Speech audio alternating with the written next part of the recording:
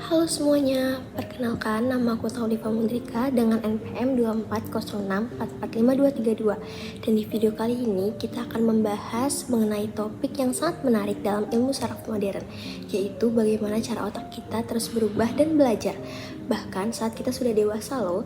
Penelitian ini dibawakan oleh Dr. Laura Boyd, seorang profesor fisioterapi dan neuroscientist dari University of British Columbia, Kanada.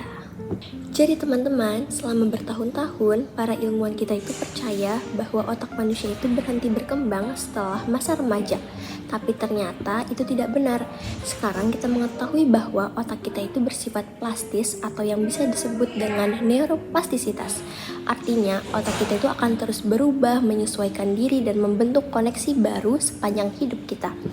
Setiap hal yang kita lakukan, seperti berjalan, bergerak, bahkan berpikir, benar-benar mengubah struktur dan fungsi otak kita.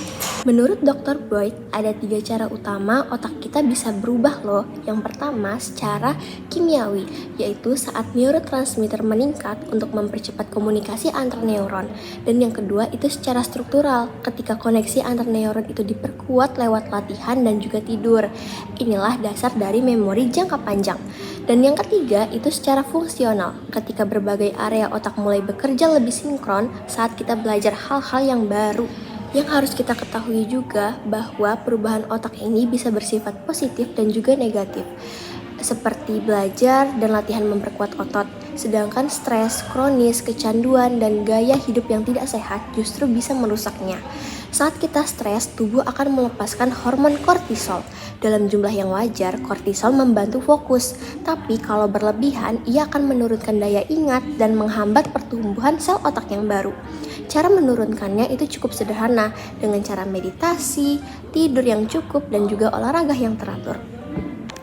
Dalam salah satu eksperimen yang dilakukan oleh Dr. Boyd, beliau itu menemukan bahwa hanya dengan 9 menit olahraga dengan intensitas tinggi yang dibagi menjadi 3 sesi singkat dapat meningkatkan kemampuan belajar motorik hingga 24 jam setelah latihan.